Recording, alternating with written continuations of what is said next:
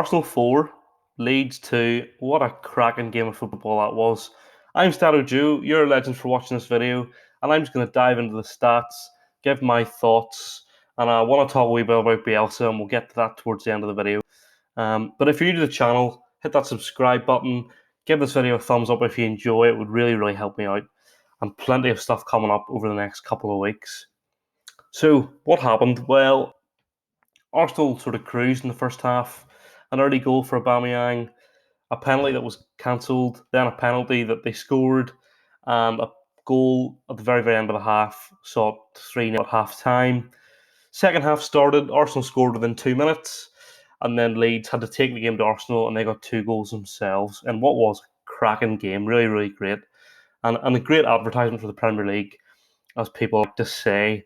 So, what are we talking? When we look at stats, what are we saying? Well, we're saying that Leeds didn't enjoy the same amount of possession as they usually do, and so that allowed Arsenal to get into the game, attack them, get the shots in, score the goals. Arsenal were helped by 4.8, a pretty poor performance from Meslier.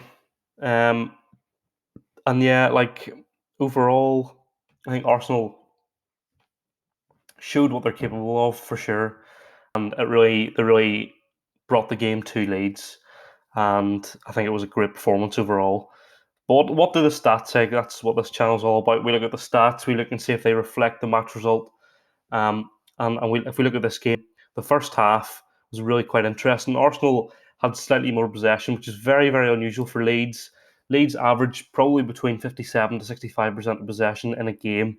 So for them to have less possession than the other team is very unusual.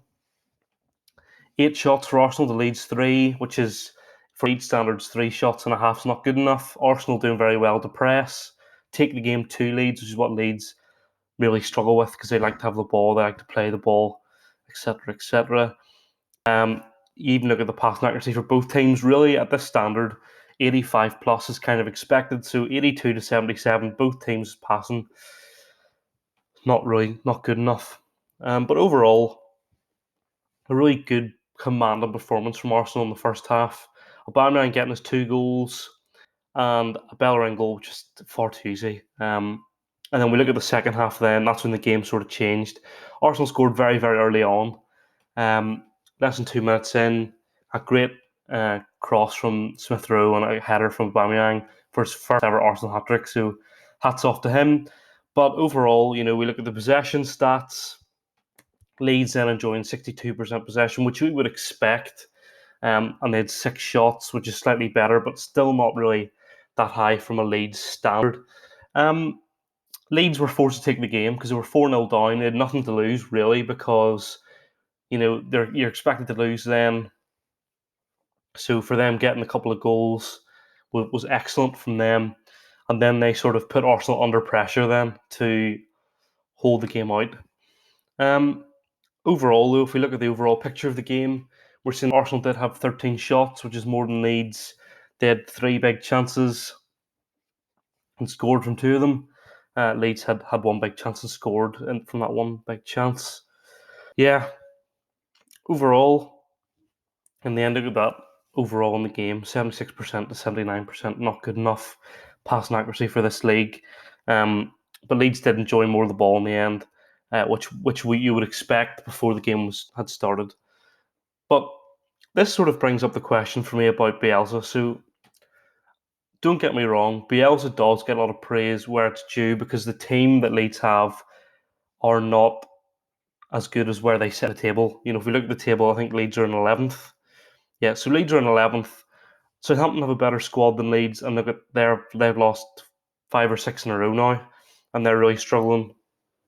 Wolves probably arguably have a better squad and aren't doing as well. But Leeds have come up with a squad from the Championship. They haven't changed too much. They've made a couple of changes, and they've really brought games to a lot of the big teams, and it has made for some exciting football. The problem I have, however, is that whenever Leeds lose by a lot, so when they lost 6-2 to United, they got a lot of praise. Bielsa certainly got praise for the way they played, and my reaction to that is if that was Steve Bruce, if that was Hasenhüttl, if that was Sam Allardyce at West Brom, they'd be getting slated. So I'm not really sure that it's fair for him to be lumped with all this praise for these results. And I thought it was going to be the same today. I thought when it went 4-0, I thought, here we go. Leeds are losing by a considerable margin again, and Bielsa won't really get that much stick. But actually, 4-2, when they came back in the character they showed, not necessarily loads of praise, but again, like, you can't really criticise too much that play. It was, they managed to get back into the game. In terms of the table, Arsenal get a win. They sort of struggled a bit for a while there, so it's good for them to get a win and take themselves back on the top half of the table. Leeds, they're on a decent run. They've won 3 of their last 5, which isn't bad. It's really not that bad. So there are 2 teams here mid-table. Arsenal's sort of on that rebuild again, and I think it was a great performance for them to take in. Yeah, so overall, I think Arsenal deserved the win. I think the stats sort of reflect that, which is good to see when the stats reflect game overall. It means that if I hadn't seen this game, I could come back to the stats, and like, actually what I'm saying is fair reflection on the game. So they were my thoughts. Let me know what you think in the comments. I'd be really interested to hear. Tomorrow I'll be looking at Newcastle Chelsea. Obviously, as a Newcastle fan, I'm always looking deep into those Newcastle games. I feel like I can give a good perspective on those games. And if you're new to the channel, hit that subscribe button. And if you agree with anything I said, hit the thumbs up.